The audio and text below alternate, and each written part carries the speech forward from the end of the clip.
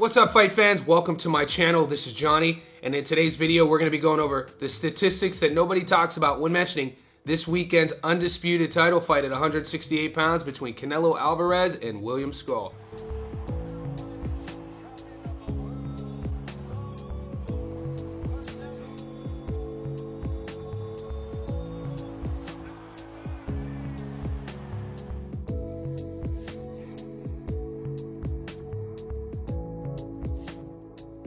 Guys, before I continue, I want to say thank you to all the new subscribers. Thank you to everybody who's been with me since day one. If you haven't already, could you please hit subscribe? Also, like this video and be sure to go down to the bottom of your screen and hit the bell notification button so you can be notified every time I put something out that's new. Thank you.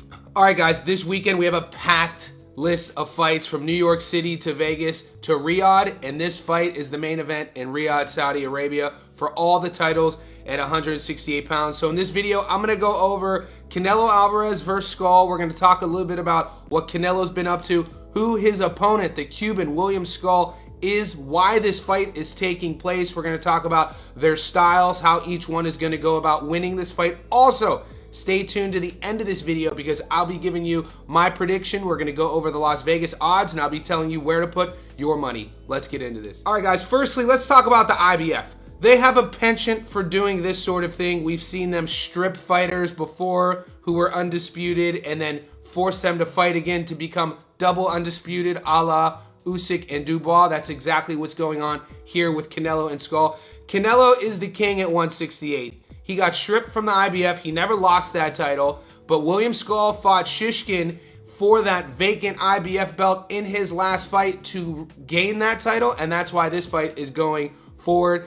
Canelo, if he wins, he becomes the undisputed a second time at 168, and we know what's supposed to happen somewhere in September or October with an alleged fight with Bud Crawford. I'm not going to get into that in this video. We're going to stick to the basics. Also, guys, if you're going to want to sit here and listen to me talk trash about either fighter, leave the channel now. This video, my channel, is specifically to educate real fight fans on who these fighters are so you could go on and talk about these fights like an educated fan. And that's what I'm going to say about that. You could put together however you want what I mean by that. William Scull is a Cuban boxer, undefeated guy. This is the opportunity of a lifetime for him. He gets to fight a generational great. He gets to prove himself against Canelo. And guys, anybody who chooses boxing as a career, anybody who makes a professional go of it, this is all they want to do. All they want to do is have one opportunity to measure themselves against the greats, and Scull gets to do this.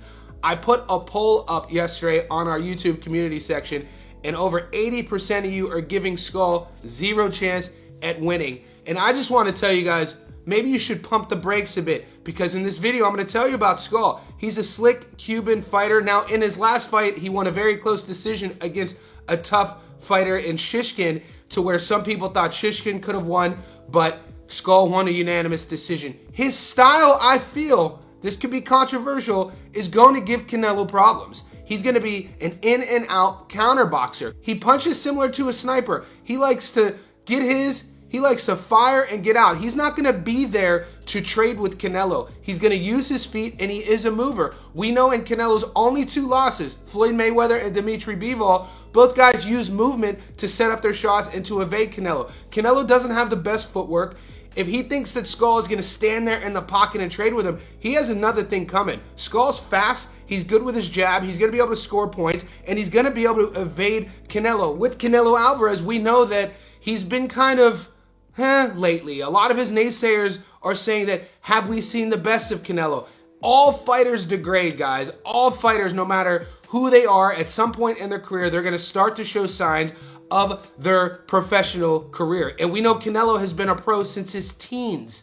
This guy is only in his mid-30s, but he's been a pro almost 20 years. So it's going to be only a matter of time till we see him fight and people are going to say, oh, this is it. He's broken down. This is why he lost. Will this be that fight? I'm not saying it is, but it's only a matter of time. You can't stay on top forever. We know his power comes in sneaky waves. He's dropped a lot of his most recent opponents, but he hasn't won by stoppage since 2021 against Caleb Plant. What Canelo's gonna need to do against Scull is simple in terms of boxing basics. He's just gonna need to cut off the ring and get his timing down. These guys are both counter boxers. I feel Scull is going to force Canelo to take the lead, and that's going to be the narrative of the fight. Will Scull be able to outpoint Canelo? Will Canelo be able to cut off the ring and hurt Scull? And at the end of the day, who will win more rounds? I'm not predicting a stoppage on either side. All I'm going to say is I think this fight is going to be closer than a lot of you guys think it is. Right now, I want to remind everybody what's at stake this Saturday in Riyadh. Guys, Saul Canelo Alvarez will look to build on his formidable reputation as the Mexican superstar returns to the ring and prepares to broach new ground in 2025. The pound-for-pound modern-day great will leave his familiar surroundings and head to Saudi Arabia.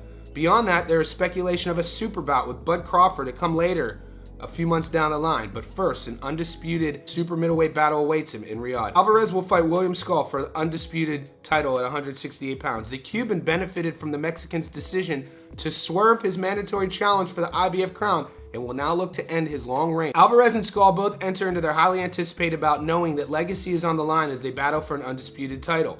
The former is considered one of the greatest fighters of his generation for a reason, with a formidable record that includes only 2 losses against a pair of other greats in Floyd Mayweather Jr. and Dimitri Bivol. Yet there have been questions over whether he is coming to an end of his reign at the summit of the sport, with Scull arguably the toughest test he has booked in years. The Cuban arrives with an undefeated record, and after he was denied an immediate shot at the undisputed crown last year, duly secured his IBF crown in robustly impressive fashion. Both men posted unanimous decision victories in their last encounters, but Scull was the one that arguably looked like he had more to give rather than Canelo.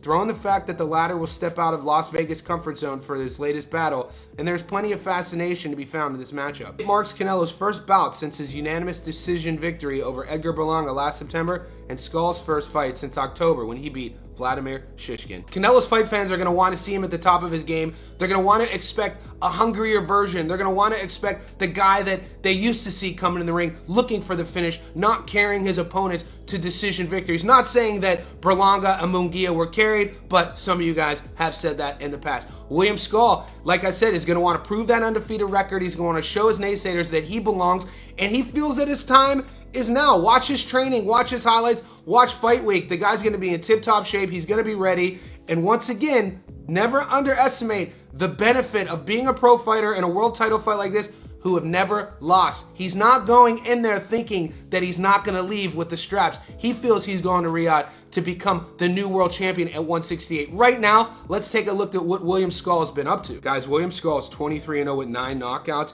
He's currently ranked number 12 in the world at super middleweight. He carries in the ring a 39% career knockout to win ratio, and he has fought 144 pro rounds. His adoring fans know him as El Indomable. He is the IBF World Super Middleweight Champion, and the Cuban fighter is a 5'11" Orthodox fighter. We last saw him fight Vladimir Shishkin, 16-0 UD in the 12th. Sean Hemphill, 16-1 UD in the 8th. Rios, 23-18 UD in the 6th. Adriel, 26-25 UD in the 8th. Shevchenko, 15-0 UD in the 12th. In no way, shape, or form am I trying to sell you on William Scull that he's going in there and he's going to upset Canelo. Also, in no way, shape, or form am I trying to sell you that his last victory over Shishkin can even hold a candle to anybody that Canelo's fought over the last 10 years.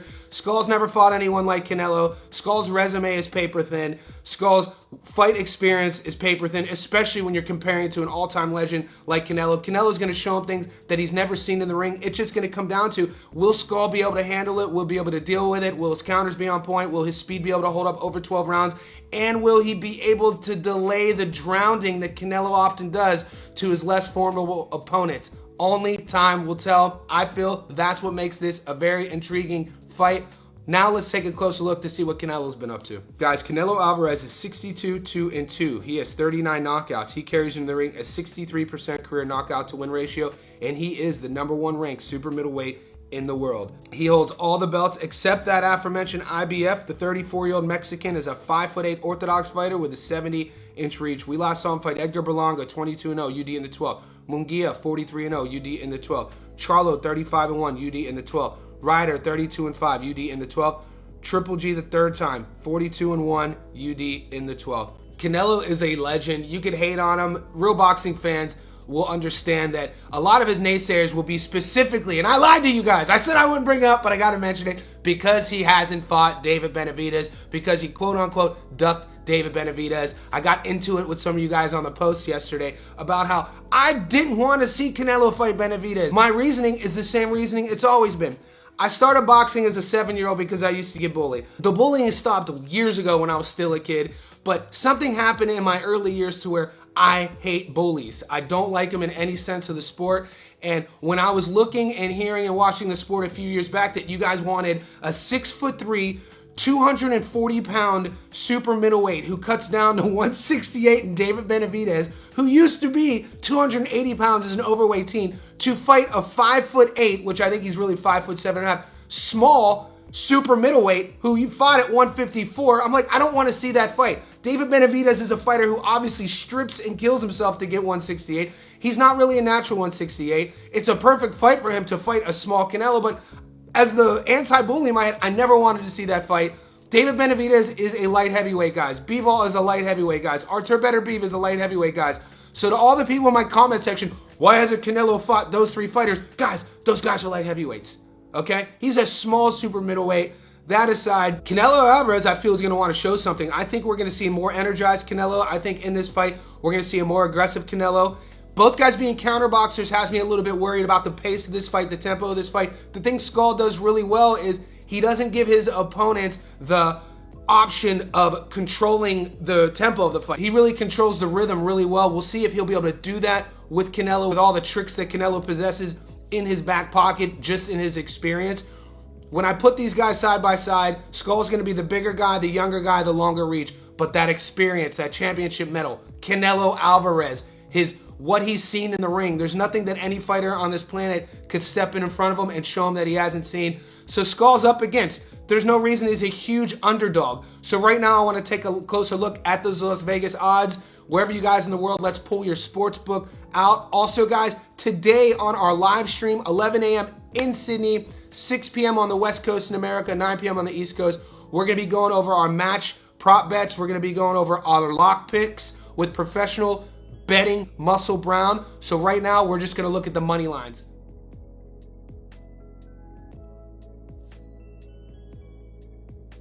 All right, guys, Canelo Alvarez is $1.04, meaning you put $100 on him to beat Scull, you get your money back plus $4. The draw is 34-1. William Scull is a 14-1 underdog. 100 gets you your money back plus 1,300.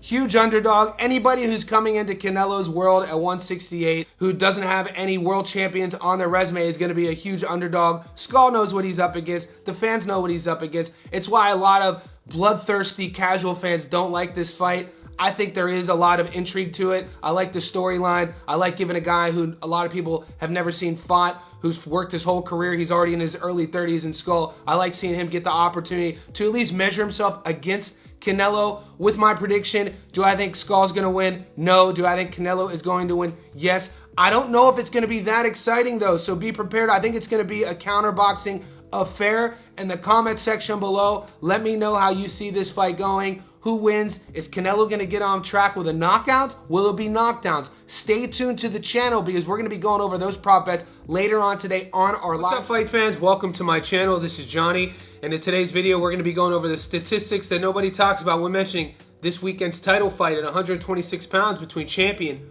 Rafael Espinosa and the challenger Edward Vasquez.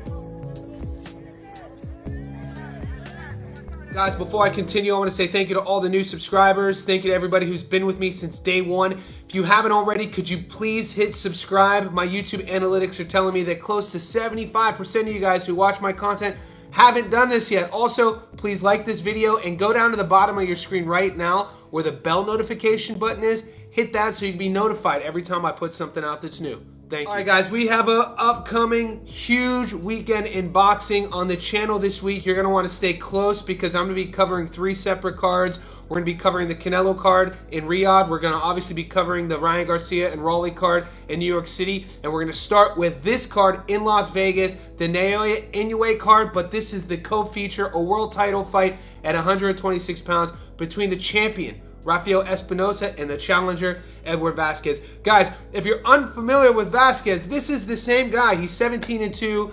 He's only has 4 knockouts. Doesn't have a lot of pop on his punch, but the guy could box. He could easily be undefeated. He lost a split decision to Raymond Ford, and all I'm going to tell you is to go look at those scorecards.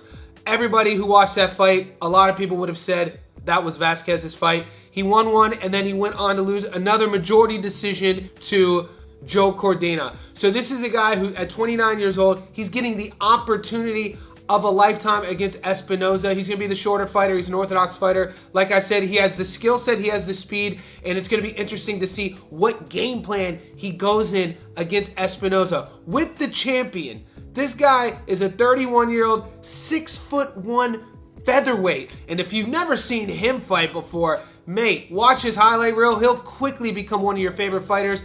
At 126 pounds, he's a knockout artist. He put himself on the map a few years back when he beat 2-time gold medal Olympian Robeisy Ramirez, who was the champion, who was a huge favorite. And Espinosa in this fight showed everything the boxing world loves about a fighter. He got dropped in the 5th round. He got stunned multiple times. He was on wobbly legs, but he used his aggression, his height, his range, and his willingness to exchange in the pocket to beat Robeisy Ramirez by majority decision to become the world champion. He then fought him again this past December and made him quit in the 6th round.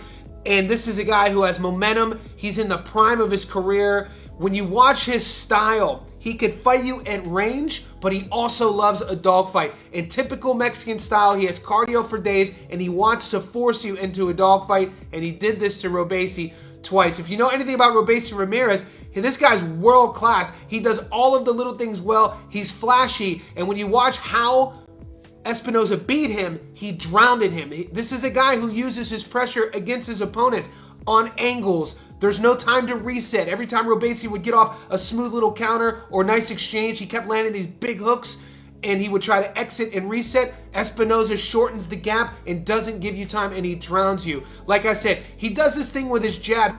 He frames his jab at range, sort of like a rangefinder, and when you're in the pocket, he uses it to cut distance, but then lead into his lead hook and lead uppercut. And by doing that, having the 6'1" height advantage against everyone at 126 pounds, he uses that leverage to either punch down with his lead hand, or he also favors his uppercuts. So in this video, we're going to talk a little bit about how each fighter is going to go about their business in terms of winning this title. Also, we're going to remind everybody about who each fighter is, and stay tuned to the end of the video, because like always, we're going to talk about where Las Vegas has the odds, and I'll be giving you my prediction. Let's get into this. So right now, let's start a little bit about what's going on in Las Vegas with this co-feature.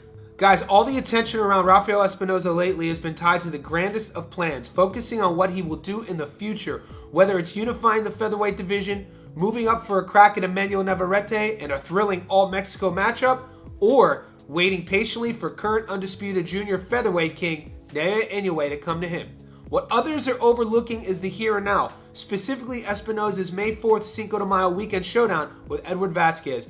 Espinosa, 26-0 with 22 knockouts, though, has his eyes fixed on what's immediately in front of him, and I quote, "Edward Vasquez is a great fighter. He's going to come with everything," said Espinosa, the 31-year-old WBO title holder from Guadalajara, Mexico. "We chose him because we know it would make for an exciting fight. I'm treating Vasquez as if he were an unbeaten champion. That's how I'm taking things in my preparation, and that will ensure I don't come in overconfident. Also, I know that it's a huge opportunity for him, so he will come in the best shape possible." Vasquez, who's 17-2 with 4 knockouts, is a respectable but light-hitting fighter with a resume completely devoid of signature wins.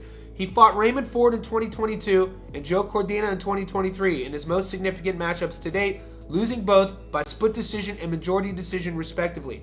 A win next weekend at Las Vegas' T-Mobile Arena would be a career maker for Vasquez, a 29-year-old from Fort Worth, Texas, while potentially scuttling all the big plans for Espinosa.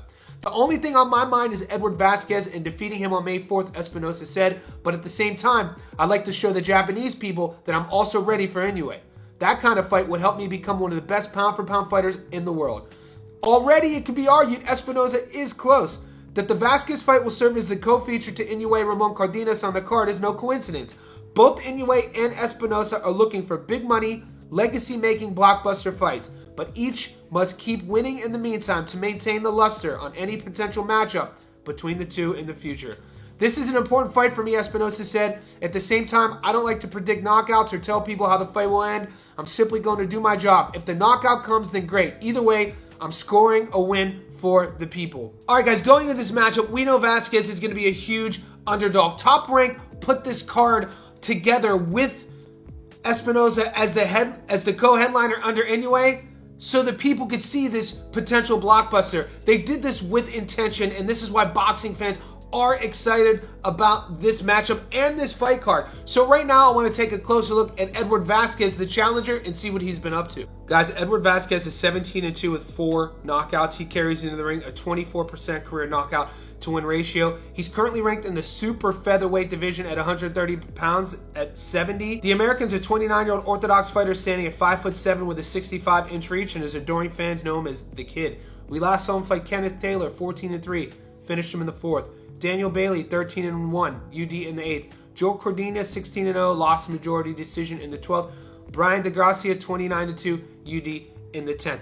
Guys, in 2022, when he lost a very close split decision to Raymond Ford, which a lot of people thought that he won, after that, he went on to win 4 fights in a row, and then he met with Cordina and lost a majority decision. So his only 2 losses are to close decisions. Like I told you in his record, he's not going to knockout artist. He doesn't have pop in his hands. He's not a big puncher, but he's a good boxer. He knows how to score points, and he knows how to win rounds. The interesting thing with this matchup is obviously going to be that height disadvantage. Will he be able to get past Espinosa's jab? Will he be smart enough to not allow Espinosa to lure him into that dogfight? Because if he does that, it's not going to be a long night for Vasquez. And what Vasquez is going to want to do, similar to what Espinosa did going into the first Robeisy Ramirez fight, when Espinosa was the huge underdog and he shocked the world, Vasquez is going to want to do the same thing. Now let's take a closer look at his opponent, the champion, Rafa Espinosa.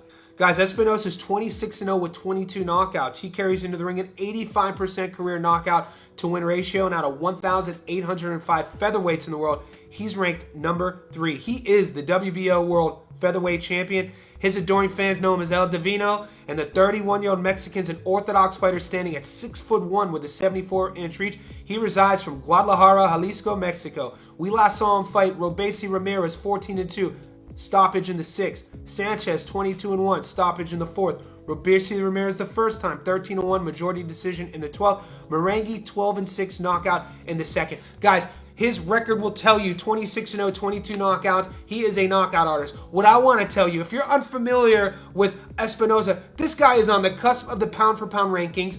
In a division where we don't see many guys as a knockout artist, he is that guy. He has the range and the height advantage almost all of his opponents, and having that leverage of being able to punch down, it just creates a certain velocity on his punches, which allows him to get his opponents out of there. But what he also likes doing is, as he cuts that range of distance, he punches up by using his brutal uppercuts. When people ask me about how good he is, I always point them to that aforementioned first Robeisy Ramirez fight when he was the big underdog and he won a majority decision, because we love undefeated fighters. We love guys who are unblemished. But one of my favorite things about fighters, when we watch them either lose or we watch them overcome adversity. In this case, he didn't lose the fight, but he got dropped in the 5th round of the first Robeisy fight, and he got hurt multiple times. After the first knockdown in the 5th, I thought the ref was going to call it. He gets dropped. He got caught being cute. He fell into Robeisy Ramirez's game plan, and he started switching stances. And in one of his stance switches, he goes from ortho to Southie. When he was switching back from Southie to ortho,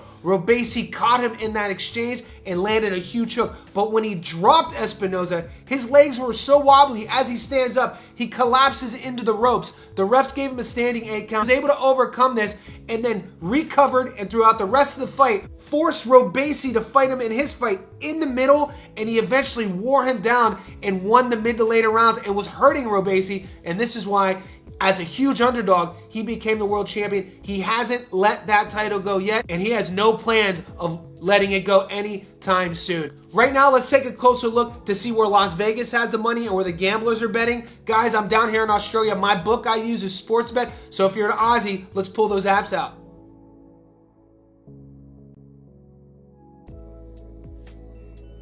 All right, guys, because it's the beginning of the week, the method of victory bets aren't out yet. So what I'm going to tell you right now, and this is kind of a new feature on the channel, the last few weeks, if you've been paying attention, my Friday mornings, you Americans, your Thursday evenings, we've been doing YouTube live streams with professional boxing bettor Muscle Brown. So moving forward, I'm going to leave all my method of victory betting options and prop bets for that live stream. So moving forward, every breakdown, I'm just going to tell you the money line odds and where I'm leaning. Money line, Espinosa is $1.09. $100 gets you your money plus $9 back. 26 to 1 on the draw. Vasquez, big underdog, $8.50, meaning 100, gets you your money back plus $750. When I look at these guys side by side, Espinosa is one of these fighters similar to Seb Fondora or his sister Gabby. You can't talk about the breakdown without talking about their height and the reach advantage. The thing Espinosa does really well, which I feel is going to be a huge benefit for him against the smaller Vasquez, is he uses his range to cut distance. He uses his jab to enter the pocket. He really never does either one of those blind,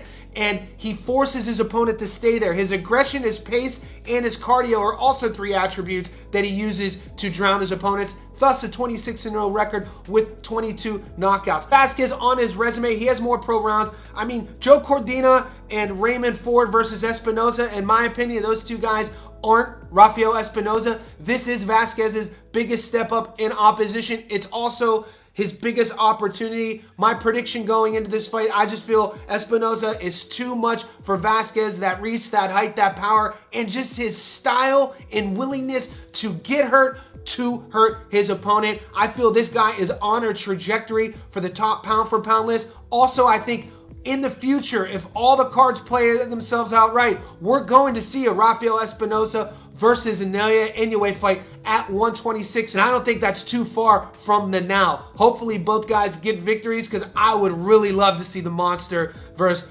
Espinosa. Welcome, fight fans, to my channel. This is Johnny, and in today's video we're going to be going over the statistics that nobody talks about when mentioning this weekend's fight between Jaime Munguia and Bruno Surace.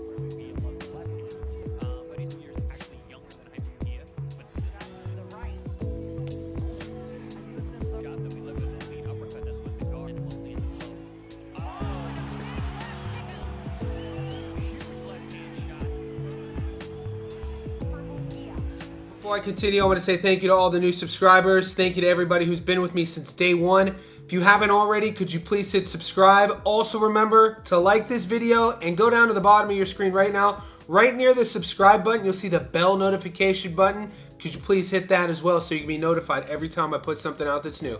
Thank you. All right, guys, we have a rematch at 168 pounds. This fight goes down part of the Canelo versus William Scull card in Riyadh, Saudi Arabia. This is between Jaime Munguia and the Frenchman Bruno Surace. We know they fought the first time, guys, this past December. And if you ask me, it was the upset of the year, but also for at least in the last few years. When's the last time you saw this sort of thing happen, to where the Frenchman flies into Mexico? This fight happened in Tijuana. This was a homecoming of sorts. Jaime Munguia had huge fights in front of him. He wanted the likes of Edgar Berlanga. He wanted the likes of Caleb Plant, and Bruno Surace was just supposed to be a guy, a stepping stone fight in the right direction. He came in there with a nice undefeated record, but the Frenchman only had 4 knockouts. So in this video, what we're going to do is remind everybody what took place in the first fight, why we're watching a rematch this weekend in Riyadh. We're going to talk a little bit about how both fighters go about their business, see what their resumes look like. Also,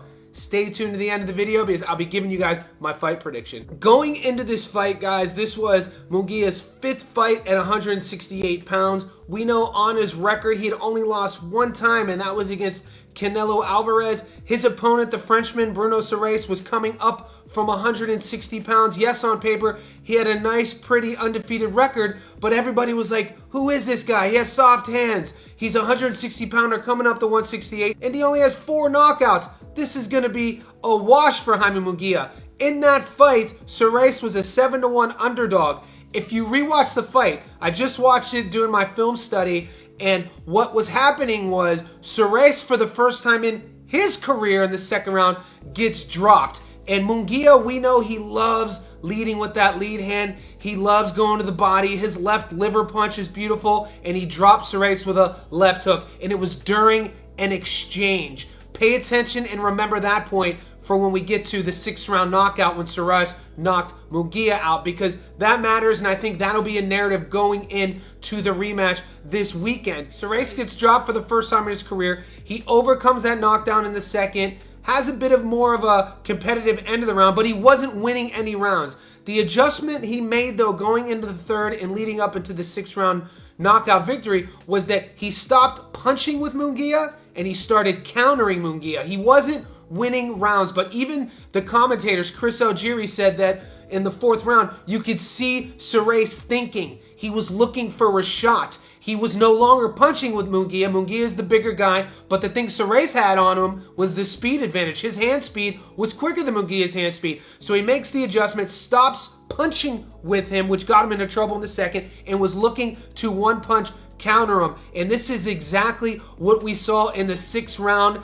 The punch of a lifetime for a fighter like Surace, the guy who gets a call to come to Mexico all the way from France to change his life. He puts his hand up and he was thinking, one punch could change my life. And we rarely ever see that in boxing, but in this fight, that's exactly what happened. Munguia has a tendency and a penchant his whole career to overpunch and overswing and get off balance. And this fight, up until he gets knocked out, he was still doing the same thing. He made some adjustments. He started working on some things. He fixed some holes in his game for what we saw earlier in his career with his defense and his guard. But in the 6th round, he's being aggressive. Surace has his back against the ropes. He overswings on a combo, and he's lazy getting his guard back up, and Surace throws a gorgeous right hand. It's like he threw it from his ankle and caught Munguia's left guard down. One punch, knockout, life change. A couple factors going into that fight in Tijuana, a lot of you fans might not know. That fight was outside, so the temperature on the night in December was in the 50s. Was this a factor in Munguia's game plan?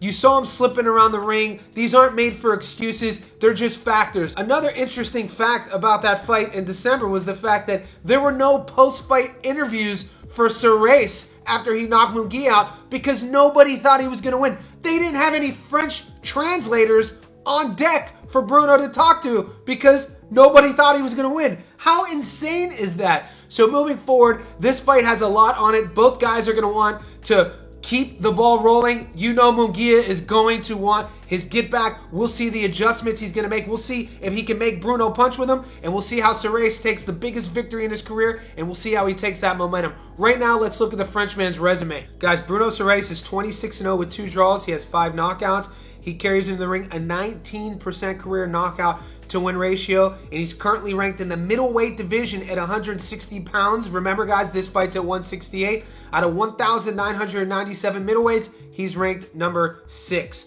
His adoring fans know him as Brunello, and the 26-year-old Frenchman is a 6-foot orthodox fighter. We last saw him fight this past December against Munguia, 44-1, knocked him out in the 6th. Obregon, 11-0, knocked him out in the 12th. Jankovic, 5-23, UD in the 8th.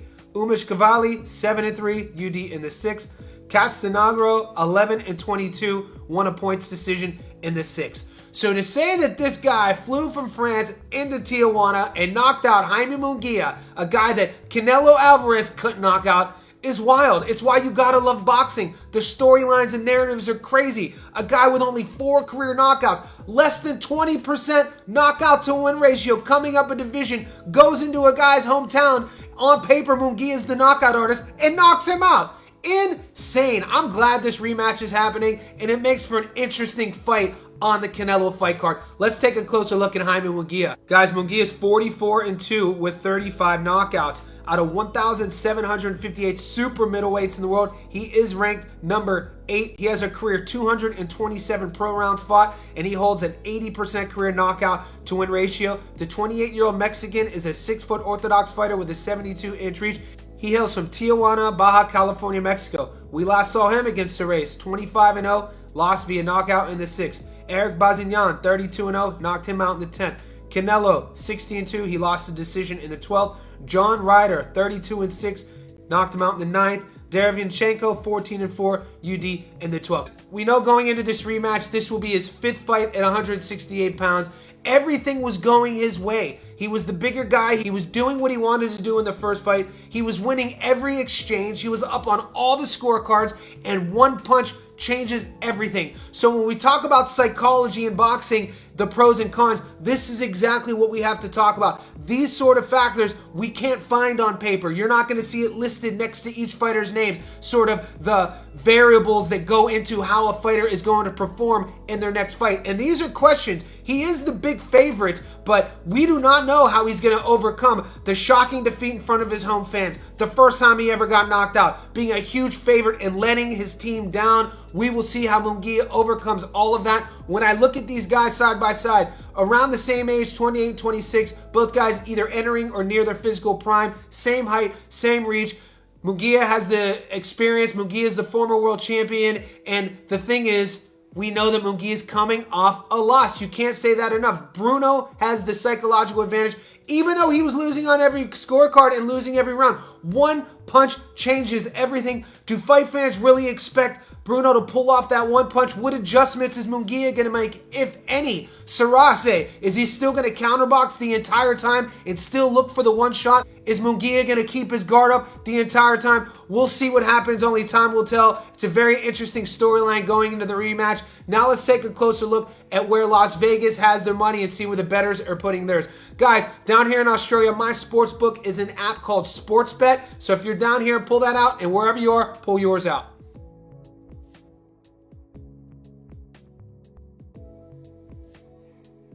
All right, guys, let's look at the money line as it is. It's literally almost head and tails the same exact as the first fight. Jaime Munguia is $1.14, meaning you put $100 on him and he wins, you get your money back plus 14 bucks. The draw's 21-1. Surace, even though he's coming in as the winner, winning by knockout, if you put 100 on him, he's the big underdog. You get 650, so you're 100 back plus 550 in return. Stay tuned to the channel, guys. This Friday, 11 a.m. Sydney time on the East Coast in America, 9 p.m. Thursday night, which is Friday, 6 p.m. I'm going to be doing my live stream with pro betting expert Muscle Brown, and we'll be giving you our locks of the week and the method of victory bets on all of the fights I'll be covering. We'll be going over this fight plus the Canelo fight along with the card in Las Vegas with Inoue, plus obviously that huge card in New York City headlined by Rolly and Garcia. For my prediction, how I see this going, I think Munguia is going to make the proper adjustments. I'm predicting going into this fight, his footwork will be better. Hopefully in camp, he's worked on that. I've been watching some of the stuff he's been putting on Instagram. It seems like a lot of angle, footwork, mobility stuff. He needs to stop over punching. He needs to stop over swinging. It got him caught here, and it almost got him caught in previous fights. In boxing, they always say, you don't learn your lesson now, those lessons will come back and get you in the end. And that's exactly what we saw. His naysayers, even when he was undefeated before the Canelo loss, would always pull up the flaws in his game, and his balance and over punching was always one of those things. All of that aside, I think Jaime Munguia is going to get back to his winning ways. I like him to beat Bruno in the rematch. In the comment section below, you don't have to agree with me. I put this question up in our community section on YouTube. Some of you guys are already saying Bruno's going to win again. Whatever that is, are we going to see Jaime get back to his winning ways, or the Frenchman go 2-0 against the Mexican?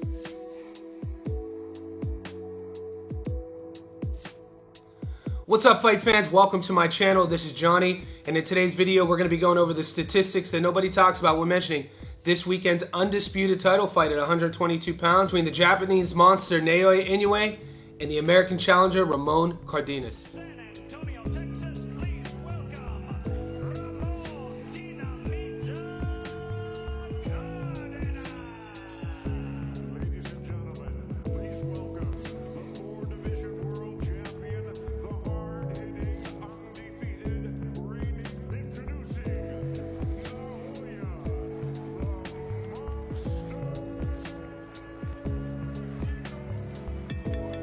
Guys, before I continue, I want to say thank you to all the new subscribers. Thank you to everybody who's been with me since day one. If you haven't already, could you please hit subscribe right now? Also, like this video, and be sure to go down to the bottom of your screen, click that little bell notification button so you can be notified every time I put something out that's new. Thank you. Guys, to continue our busy week of world title boxing, this match takes us to Las Vegas, Nevada, the return of the Japanese monster. We haven't seen him stateside since 2021. Since then, he's fought in Japan. He's gone 8-0, and it's been business as usual. This is one of pound-for-pound boxing's top fighters in the world. He's a generational great. With Naoya Inoue, we know everything that comes along with him. We know about the promotional backing. We know about the power, the explosion, the athleticism, and we know about his penchant for finishing. This guy is on a 10-fight knockout win streak. The last time he didn't finish a fighter was Nonito Donaire. So this guy has his game plan. He executes. He reads his opponents really well. And when he sees you starting to sink, he drowns you.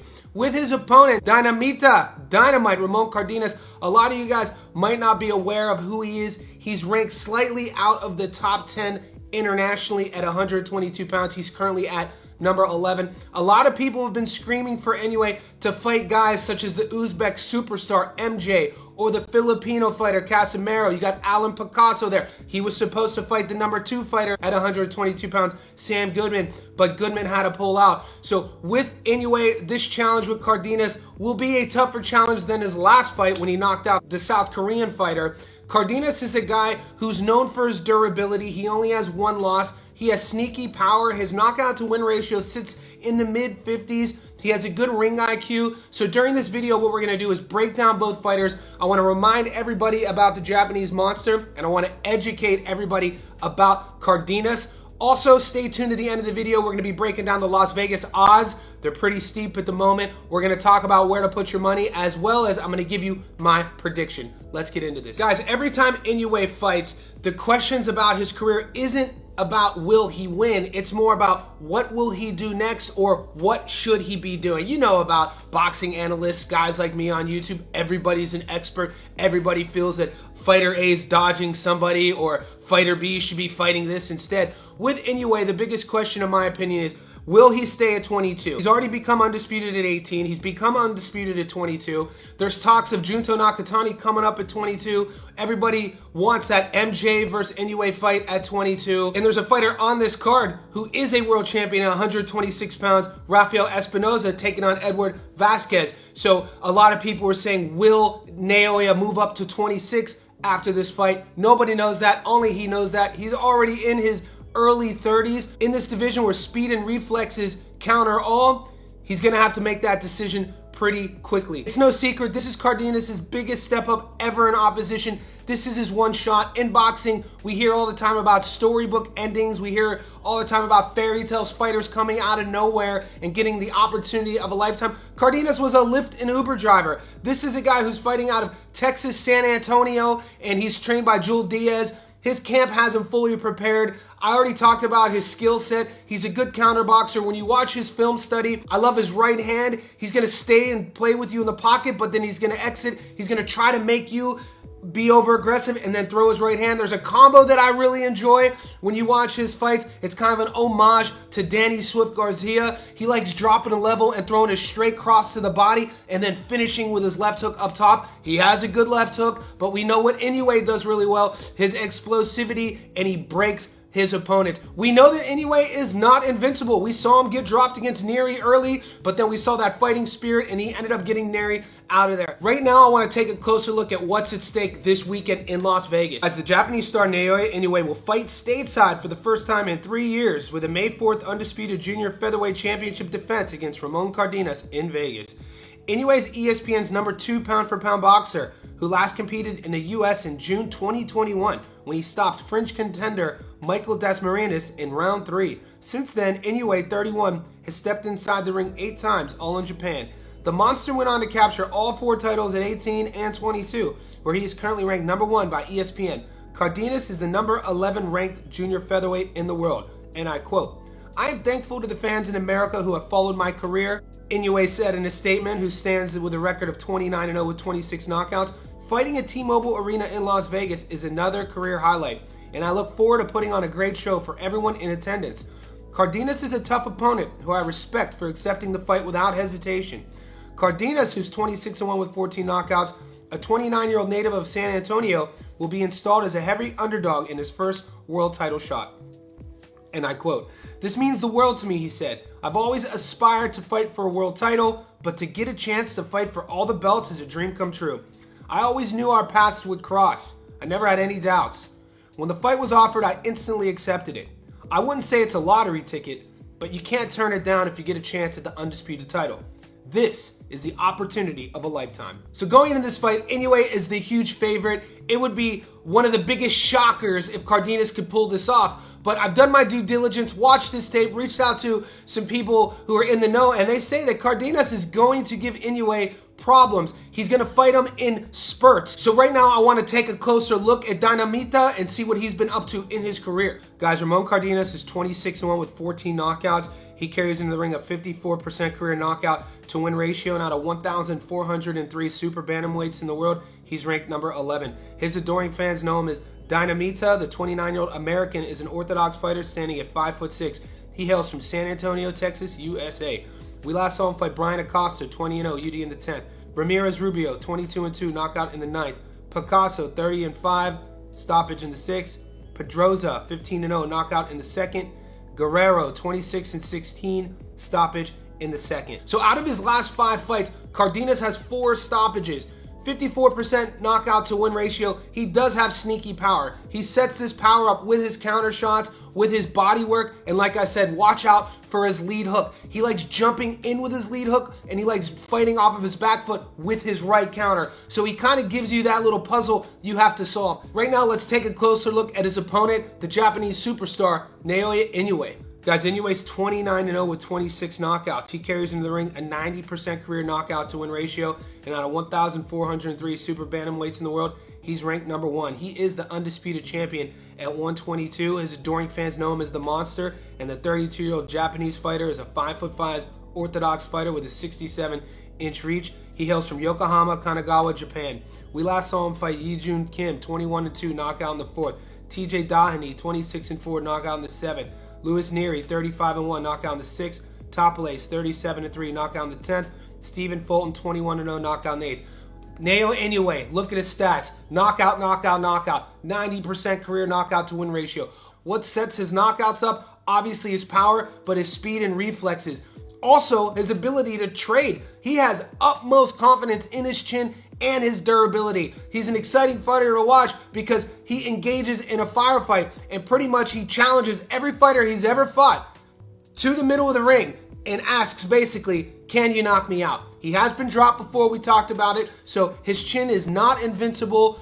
It'll be up to Ramon Cardenas to make that decision in the firefight. Will he put himself at risk to hurt Inoue at the risk of himself getting knocked out? When I look at these guys side by side, the height and reach cancel each other out. Cardenas is going to be the younger guy. Inoue is a 2-weight division undisputed world champion. All he does is fight for world titles. He's a knockout artist. All of the intangibles are going on the side of Naoya Inoue. The only thing on Cardenas' side maybe will be a little bit of a hint of the unknown, or maybe Inoue will underrate him and not come in fully prepared, which you can't expect. Every time I've watched Inoue, this guy comes in fully prepared, the consummate professional. Cardenas has his hands full with this fight, but like we said, it's the opportunity of a lifetime, and maybe he'll step up to the occasion. Right now, I want to take a closer look at the Las Vegas odds. I'm down here in Australia, guys. My sports book is called Sportsbet, so whatever app you're using, let's pull those out right now. Also, I should mention, stay tuned to the channel at the end of the week. Friday morning Australia time, Thursday evening in America, I'll be doing my live stream with professional boxing bettor Muscle Brown. That's when I'll be giving you my prop bets and method of victory bets for all of these fights. The cards that's taking place in Vegas, the card that's taking place in Riyadh, as well as the New York City card headlined by Garcia and Romero. So right now, let's take a closer look at just the money lines for this fight.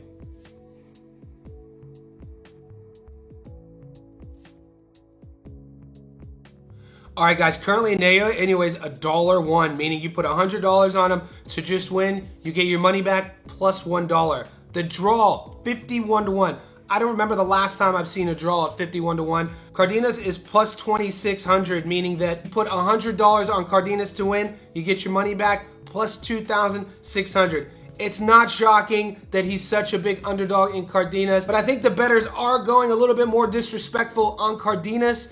With my prediction, I'm taking Naoya Inoue to win, but I am going to say this. I think Cardenas is going to be tougher than most people think. I think he's going to give Inoue problems in moments. I even think he might win some rounds. I don't think this is going to be a wash. Is it too much too soon for Cardenas? Probably. This is what you have to say whenever anybody gets paired with Naoya Inoue. Will Inoue have to respect Cardenas? 100%. All the way from the opening bell until whenever this one gets stopped. In the comment section below, I want to ask you guys right now for your method of victory. Do you feel Inoue is going to knock Cardenas out? Do you think Cardenas is going to go the distance with Inoue? And if you're feeling froggy, is anyone here think that Cardenas is going to pull the upset? Whatever that may be, let me know in the comment section below.